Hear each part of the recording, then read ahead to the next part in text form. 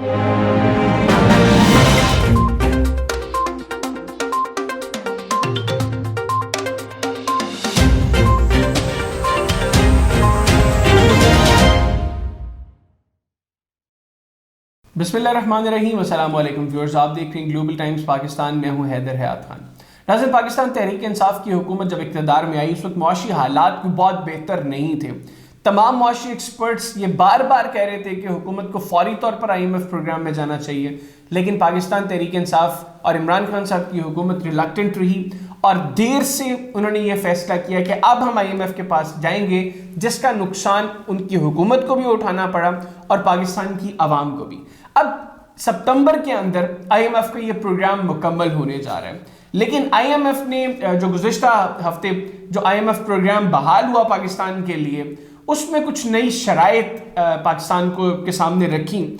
अब वो शराइत क्या हैं और उस हवाले से जो कंसर्न्स लोगों के सामने आ रहे हैं कि नई जो पर्सनल इनकम टैक्स स्लैब में कमी की वजह से जो ऑलरेडी टैक्स पेयर है उसके ऊपर मजीद कितना टैक्स आयद होने जा रहा है, बिजली की कीमतों में मजीद कितना इजाफा हो रहा है, और सबसे इंपॉर्टेंट चीज़ कि क्या हुकूमत जिसने ये वादा किया था कि आखिरी IMF प्रोग्राम है, दोबारा IMF के पास जाएगी कि नहीं ऐसे प्रोग्राम में। इन तमाम चीज़ों को के जवाब हासिल करने की कोशिश करेंगे और इसके लिए खुसूसी तौर पर मुझे टेलीफोन लाइन पे ज्वाइन किया है शौकत तरीन साहब ने, वज़ीर ख़जाना है पाकिस्तान के। तरीन साहब, बहुत शुक्रिया आपके वक्त का। सर, सबसे पहले तो मुझे ये बताइएगा कि आपकी हुकूमत ने, वज़ीर-ए-आज़म इमरान खान साहब ने यह वादा किया था कि ये आखिरी IMF प्रोग्राम होगा। अभी जो हालात हैं, आप समझते हैं कि पाकिस्तान के लिए ये आखिरी IMF प्रोग्राम होगा?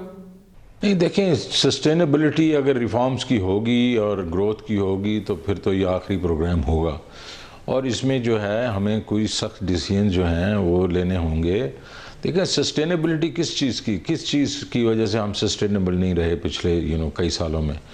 पहली चीज़ यह है कि हमने अपना जो सेविंग रेट है इसको बढ़ाना है। हम 15-16% पे अगर रह गए तो ये 4% से ज़्यादा जो है ग्रोथ नहीं होगी सस्टेनेबल बेसिस पे। दूसरा, हमने ये इंपोर्ट और एक्सपोर्ट का जो गैप है इसको कम करना है, क्योंकि जिस वक्त भी ग्रोथ होना शुरू हो जाती है हमारी इंपोर्ट्स बढ़ती हैं और फिर हम जो है डॉलर्स शॉर्ट हो जाते हैं। और तीसरी चीज़ ये है कि हमने अपनी जो है इंडस्ट्री और एग्रीकल्चर दोनों को हमने प्रोडक्टिव करना है और उसमें प्रोडक्टिविटी बढ़ानी है। ये चीज़ें जो हैं ये टाइम लेती हैं, लेकिन अगर आपने अब देखा होगा कि हमारे इस वक्त जो सुपर साइकिल आया है कमोडिटी का, उसके बावजूद हम ये been able to sustain the growth. इस वक्त जो है आपने देखा कि जनवरी के बीच में जो एक किस्म से ट्रेड डेफिसिट को 1.5 बिलियन से गिरा है, तो जो जुलाई से लेके दिसंबर तक जो है एकदम हाइक आई, उसको बीच में $2 बिलियन का करंट अकाउंट डेफिसिट भी आया, 1.9 बिलियन का, लेकिन उसके बाद अभी हमने उसको सस्टेन किया है। लेकिन इसमें बहुत अभी और काम करना है और इंशाल्लाह हम करेंगे। इसका मतलब है कई ऐसी सख्त डिसीजन हमें लेने पड़ेंगे, ये जो 3 चीज़ें मैंने कही हैं इसको इम्प्रूव करने के लिए। बिल्कुल ठीक है। अच्छा शौकत तरीन साहब, आप रवा माली साल के लिए ग्रोथ 5% देख रहे हैं और अगले माली साल के लिए आप 6% ग्रोथ चाहते हैं, जबकि IMF रवा माली साल के लिए 4% ग्रोथ देख रहा है और अगले माली साल उनको ये ख्याल है कि 4.5% ग्रोथ होगी। तो ऐसे में अगर आपके टारगेट्स पे जाएं तो आपको नहीं लगता कि एक मरतबा फिर करंट अकाउंट खसारा पैदा हो जाएगा? ग्रोथ भी चाहिए हमें, लेकिन सस्टेनेबिलिटी भी चाहिए। अगर उसमें कुछ ग्रोथ पे थोड़ा सा कॉम्प्रोमाइज़ करके सस्टेनेबिलिटी हमें रादर देन 6% हमें 5-5.5 के होना पड़े तो कोई हर्ज नहीं है उसमें। सस्टेनेबिलिटी बहुत ज़रूरी है। एक दफ़ा सस्टेनेबल ग्रोथ हो गई और वो 10, 20, 30 साल के लिए हो गई तो वो हमें एक दूसरे ऑर्बिट में लेके चली जाएगी। हम अगर इस तरह बैठ के 1-आधे% के लिए एग्रेसिव होकर उस सस्टेनेबिलिटी को सेक्रीफाइस करते हैं तो वो कोई अच्छी बात नहीं है।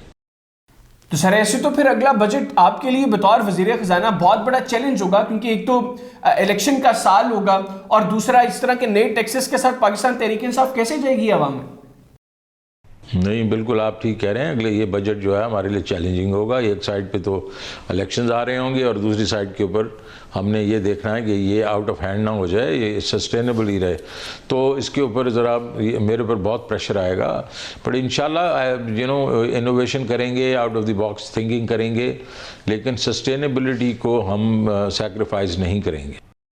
ठीक है सर, आखिर में ये बताइएगा कि अब लोगों के जहन में कुछ कंसर्न्स पैदा हो गए। एक तो पर्सनल इनकम टैक्स स्लैब्स में कमी की वजह से जो ऑलरेडी टैक्स पेयर है वो उसके ऊपर मजीद कितना टैक्स आयद होगा। दूसरा, बिजली की कीमतें जो हालिया दिनों में बहुत ज्यादा उसमें इजाफा हुआ है, उसमें मजीद कितना इजाफा हो सकता है?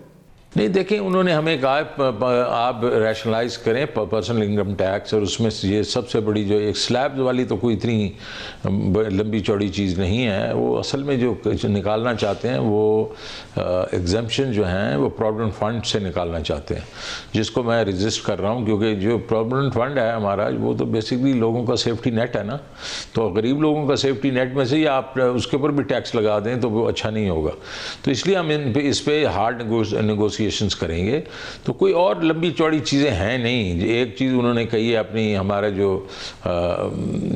है फर्टिलाइज़र के ऊपर, उसने कहा इसके ऊपर कोई रैशन पॉलिसी। ये तो ऑलरेडी हम सोच रहे हैं कि हम इतनी सब्सिडी दे देते हैं गैस के ऊपर, उस आगे जो फर्टिलाइज़र पैदा होता है वो जाके फार्मर तक भी उस चीज़ पे प्राइस पे नहीं पहुंचता, वहाँ खुर्द बुर्द हो जाता है। और उसके बाद आप देखते हैं कि स्मगलिंग हो जाती है, क्योंकि आपका जो रेट है वो बहुत कम होता है, बाहर रेट ज़्यादा होता है। तो इसको हम रैशनलाइज ही क्यों ना कर दें। तो वो उस पर तो हम खुद सोच रहे हैं। तो इस किस्म की चीज़ों के ऊपर मेरे ख्याल में हमने वो चीज़ें करनी हैं जो कि मुल्क के लिए ठीक हैं इन द लॉन्ग रन। बिल्कुल ठीक। वज़ीर ख़ज़ाना शौकत तरीन साहब हमारे साथ मौजूद थे। उनकी गुफ्तगू आपने सुनी, बहुत शुक्रिया सर, आपने प्रोग्राम के लिए वक्त निकाला। नज़र आज के प्रोग्राम से इतनी। अगले प्रोग्राम तक के लिए हैदर हयात खान और ग्लोबल टाइम्स पाकिस्तान की टीम को इजाज़त दीजिए। अल्लाह हाफिज़। पाकिस्तान जिंदाबाद।